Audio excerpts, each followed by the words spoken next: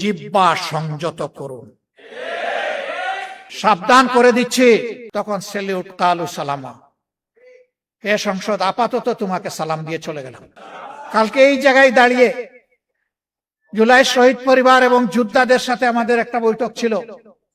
সেখানে আমার প্রিয় সহকর্মী সংসদে বিরোধী দলীয় চিফ হুইপ বলেছে, আগামীর আন্দোলনের সাথে নয় সামনে থাকবো আমরা ইনশাআল্লাহ। সে এই সারির দিকে ইঙ্গিত করে বলেছিল আমাদেরকে সামনে পাবেন। আমিও কথা দিচ্ছি সামনে পাবেন ইনশাআল্লাহ। যতদিন সংসদের ভিতরে জাতির জন্য অধিকারের পক্ষে লড়াই করতে গিয়ে আমাদের থাকা প্রয়োজন, ততদিন থাকবো, তার বাইরে এক সেকেন্ডও নয়। যখন দেখবো আর কোনো কিছু করার নাই, তখন সেলিউট কালু সালামা, হে সংসদ, আপাতত তোমাকে সালাম দিয়ে চলে গেলাম। কিন্তু এর আগে এই সংসদের জমিদারিও কারো মানব না এবং কারো কাছে বন্ধকও দেব না। অনেকে বলছেন আন্দোলন শুরু করতে হবে, এটা কি? এটাও আন্দোলনের অংশ। যেদিন আমরা নোটিশ মুভ করেছিলাম যে সংস্কার পরিষদের সভা আহ্বান করতে হবে, আলোচনার পর যখন 2/3 মেজরিটির গরম গায়ের কারণে আমাদের গায়ের জোরে এটাকে নাকচ করে দেওয়া হলো, আমরা সেদিন সংসদ থেকে বের হয়ে এসেছিলাম। এসে বলেছিলাম জনগণের রায় নিয়ে, রায় বাস্তবায়নের জন্য এখানে এসেছিলাম। অন্যায়ভাবে এই রায়কে পদদলিত করা হয়েছে। এখন জনগণের রায় নিয়ে আবার জনগণের পার্লামেন্টে আমরা চলে যাচ্ছি। এরপরে আপনারা দেখেছেন এর প্রতিবাদে বিক্ষোভ সভা হয়েছে, মিছিল হয়েছে। সারা দেশে এখন আন্দোলন চলছে। শুরু হবে কি? শুরু তো হয়েই গেছে। এখন তিলে তিলে সেই আন্দোলনকে সফলতার দিকে নিয়ে যেতে হবে ইনশাআল্লাহ। এই আন্দোলন ন্যায্য আন্দোলন। এই আন্দোলন কোন সুবিধাবাদী আন্দোলন নয়, ক্ষমতার হালুয়া রুটির ভাগ বাটোয়ারার জন্য নয়। এই আন্দোলন 70% মানুষের রায়ের প্রতি সম্মান দেখিয়ে, শহীদদের রক্তের সাথে আমাদের ওয়াদা বাস্তবায়ন করার জন্য, জুলাই যোদ্ধাদের আকাঙ্ক্ষা পূরণ করার জন্য এই আন্দোলন ইনশাআল্লাহ সফলতার প্রান্ত সীমায় গিয়ে থামবে, এর আগে নয়। এবং সেই আন্দোলনের সফলতা নিয়ে আমরা গড়ে ফিরব। আপনারা শুধু পাশে থাকবেন। দেশবাসী, এই আন্দোলন আমার জন্য, আপনাদের জন্য, সবার জন্য। আমরা আমাদের সন্তানদেরকে কারো গোলাম বানাতে চাই না এবং কারো পারিবারিক রাজতন্ত্র বাংলাদেশে চলবে জাতির উপর ফ্যাসিজম হিসাবে, তাও আমরা বরদাস্ত করব না। রাজনীতির এই দুষ্ট চক্র ভেঙে দিতে হবে। একজনের বদলে আরেকজনের প্রশংসায় সংসদের 1/3 সময় ব্যয় হবে, এটা আর আমরা শুনতেও চাই না, দেখতেও চাই না।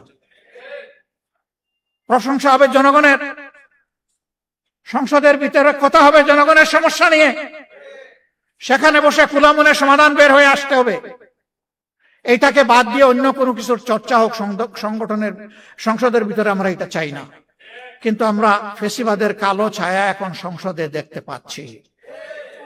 আগে ওই সংসদে দাঁড়িয়েই আজকে যারা সরকারি দলের গ্যালারিতে বসেছেন তাদেরকে তুচ্ছ তাচ্ছিল্য করে যেভাবে কথা বলা হতো, আজকে 2-1 আমাদেরকে লক্ষ্য করে সেই রকম কথা বলা শুরু করেছেন। আমরা তাদেরকে বলি জিহ্বা সংযত করুন।